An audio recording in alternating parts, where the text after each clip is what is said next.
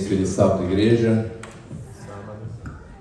Que tão bom a gente estar nesse dia maravilhoso na casa do Senhor, né? Louvando o seu santo nome. Queria agradecer aí a Luciane pelo esse lindo louvor. A equipe também, então, parabéns, continue assim, muito bom. A nossa igreja precisa mesmo de pessoas que estejam sempre louvando o nome de Deus, né? É muito bonito. Hoje eu queria falar um pouco, irmãos, sobre a história de Paulo, uma história de restauração, uma história de vencimento, uma história de uma pessoa que, assim que ele conheceu o verdadeiro sentido, a verdade que Deus queria dele, ele nunca mediu esforços para estar um dia ao lado de Cristo. Ele deixou toda a sua vida para trás. Ele era uma pessoa muito estudada. A gente vê a história dele que ele cresceu na cidade de Tarso, era uma cidade universitária, e a gente vê que, além de ter crescido nessa cidade, que era uma cidade universitária,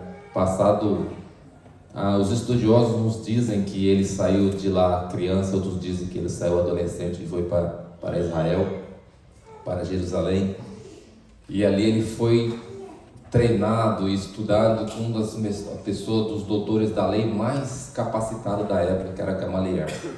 Então ele era uma pessoa muito bem instruída, uma pessoa pelo que a Bíblia nos diz, de posses, porque para estudar com Gamaliel, além de você ter dinheiro, você tinha que passar por uma aprovação antes. Não era qualquer pessoa. Tinha que ser uma pessoa inteligente, pessoa mesmo dedicada para poder estudar com ele. Porque dali sairia futuros doutores da lei, conhecimentos das verdades. Então a gente vê que Paulo, por tudo que ele passou, a gente vai estudar um pouco e trazer para a nossa vida atual de hoje, exemplo de Paulo para nós. Que muitas das vezes nós nos deixamos levar por coisas pequenas e afastamos do principal foco, que é Cristo. Eu convido a todos então, antes da gente começar a leitura da Santa Palavra de Deus, a fazer a oração. Convido a todos fiquem em pé, se for possível, para a gente fazer a oração.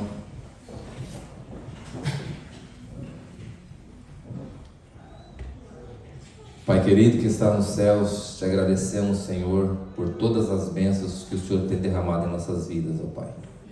Agradecemos ao Senhor por nós estarmos aqui hoje. Agradecemos ao Senhor pelo poder do Espírito Santo que um dia tocou no coração de cada um de nós que aqui está, para que nós pudéssemos, Senhor, seguir a verdade, a verdadeira verdade que o Senhor quer de cada um de nós. Peço a Ti, ó Pai, que o Espírito Santo esteja e habite em cada um de nós que aqui está, que naqueles também que não puderam estar nesse dia de hoje, Senhor, que o Espírito Santo também trabalhe no coração de cada um, todos os dias, para que nós nunca, ó Pai, desanimamos dessa jornada, dessa caminhada, quero um dia chegar aos Teus pés. Amém. Sabemos, ó Pai, que essa caminhada não é fácil, é difícil, há muitos tropeços, o inimigo sempre está nos rodeando, mas nós estamos preparados, porque nós andamos junto com o Espírito Santo, Senhor. Amém. Vem estar conosco, Pai, abençoe eu neste momento, para que eu possa falar aquilo que o Senhor quer, e não aquilo que eu queira. Que a mensagem de hoje possa tocar no coração dos irmãos. É em nome de Teu Filho amado Jesus Cristo, Pai, que eu te peço e por tudo te agradeço. Amém. Amém.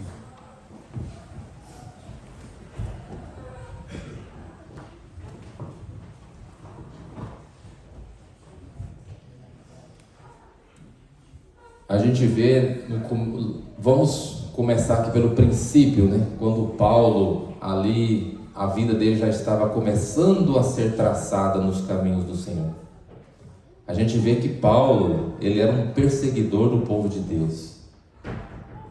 Só que nós fomos estudar a Bíblia, e Paulo, ele era um verdadeiro temente a Deus. Ele achava que ele estava fazendo o correto.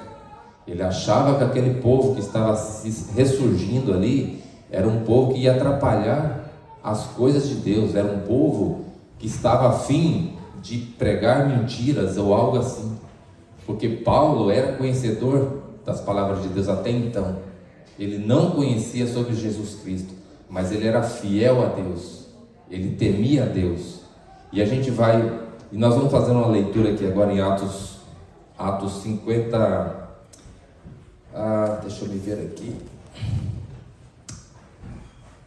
Atos 7, de 58 a 60, que ali está o início da história de Paulo. A gente vê como que Deus planeja tudo sobre a nossa vida, a vida de cada pessoa. Deus faz tudo nos mínimos detalhes, tudo é pensado, tudo é feito para que a pessoa possa se voltar ao tempo, voltar ao passado, para ela analisar como foi a vida dele antes da sua conversão e como está sendo a vida dele hoje, e o que ele acreditava, e ele vê o engano que ele estava passando na vida dele. Aí em Atos 7, 58 a 60, diz assim, e lançando-o fora da cidade, apedrejaram. As testemunhas deixaram suas vestes aos pés de um jovem chamado Saulo. E apedrejaram Estevão, que invocava e dizia: Senhor Jesus, recebe o meu espírito. Então, ajoelhando-se, clamou em alta voz: Senhor, não lhes imputes este pecado. Com estas palavras adormeceu. Então, o que a gente entende aqui? A gente vê que aqui, como nós já estudamos, encerrou ali o tempo, né? No ano 34, o tempo de graça, o tempo que Deus deu para o povo de Israel para que se arrependesse dos pecados. E nesse mesmo dia, Deus estava ali já levantando uma nova pessoa para pregar o evangelho aos gentios, as pessoas que não faziam parte do povo de Israel. E ali estava Paulo, né? A gente vê que